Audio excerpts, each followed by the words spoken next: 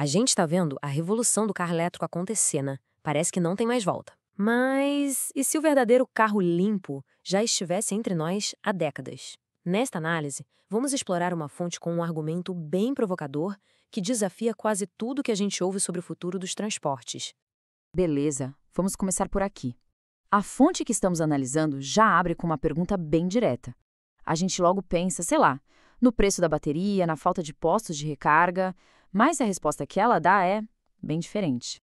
Pois é isso mesmo. Segundo este material, o grande concorrente e talvez a solução superior não é nenhuma tecnologia do futuro, não. É uma que a gente já vê rodando nas nossas ruas. Isso já prepara o terreno para todo o argumento que vem a seguir. Então, vamos entrar na primeira parte do argumento, que é onde a fonte começa a questionar a ideia principal, a própria base por trás dos veículos elétricos.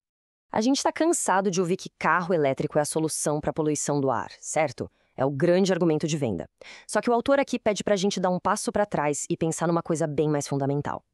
E é aqui que o negócio pega, porque pensa bem, um carro elétrico só é limpo de verdade se a energia que o abastece for limpa. E a fonte argumenta que, quando a gente olha de onde vem essa eletricidade, aí a história muda completamente de figura. O ponto que a fonte levanta é o seguinte: para abastecer uma frota enorme de carros elétricos, a gente ia precisar de muito mais energia. E para ontem. E aí, quais seriam as opções? Usinas termoelétricas que, no fundo, só mudam a poluição de lugar, do escapamento do carro para uma chaminé gigante. Ou usinas nucleares, que trazem junto aquele problema que todo mundo conhece, o do lixo radioativo. E não para por aí. Tem outro ponto. Diferente da gasolina ou do etanol, que a gente guarda num tanque, a eletricidade, segundo o texto, precisa ser usada quase na mesma hora em que é gerada. Isso cria um baita desafio de logística. Alguém pode pensar, ué, mas e as baterias? Claro, elas são a solução para guardar essa energia. Só que a fonte as descreve como ineficientes. Por quê? Porque elas gastam uma parte da energia que estão guardando só para se manterem funcionando. É como se fosse um tanque de combustível com um furinho, vazando energia o tempo todo. Algo que com um tanque comum simplesmente não acontece.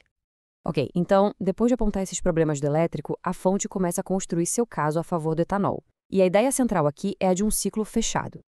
Tudo começa aqui. Quando o etanol queima lá no motor do carro, a reação química libera CO2 e água na atmosfera.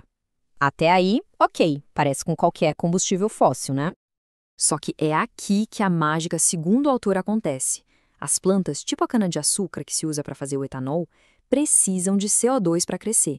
Elas literalmente respiram esse CO2 do ar no processo de fotossíntese. E juntando as duas coisas, a gente chega ao argumento central.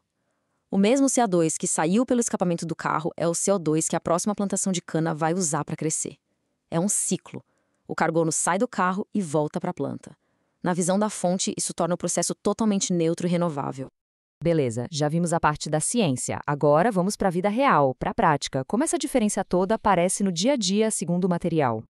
E aqui a diferença é gritante. Para encher um tanque com etanol, 5 minutinhos e pronto. Agora, para carregar um carro elétrico, a fonte aponta que pode levar de meia hora num carregador super potente a mais de 8 horas uma tomada de casa. Para deixar isso bem claro, a fonte lembra de uma reportagem que ficou famosa. Uma equipe de uma revista de automóveis foi fazer o trajeto São Paulo-Rio. Com o carro elétrico, a viagem demorou mais de 24 horas. Tudo por causa das paradas obrigatórias para recarregar. Uma viagem que, num carro etanol, levaria umas 6 horinhas tranquilamente. Então, peraí. Se a ciência e a praticidade parecem apontar para outro lado, a fonte levanta uma questão bem polêmica. Por que esse empurrão todo em direção aos carros elétricos? E olha, é muito importante deixar claro, o que vamos ver agora é a teoria que a fonte apresenta, ok? O autor questiona quem realmente estaria por trás dessa grande corrida para o carro elétrico. O que a fonte sugere são duas forças principais. De um lado, interesses comerciais. Pense em empresas de ônibus e de avião que poderiam lucrar mais se as pessoas usassem menos seus carros particulares para viajar.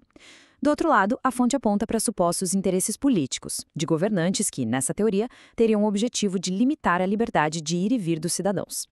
E é com essa pergunta que a gente fecha esta análise. A fonte nos deixa com essa pulga atrás da orelha. Será que o futuro do transporte é mesmo uma tecnologia novinha em folha ou uma que a gente já tem na mão há muito tempo? Diante dos argumentos sobre o ciclo do carbono, a praticidade e as supostas motivações ocultas, fica a reflexão. Uma ideia para se pensar.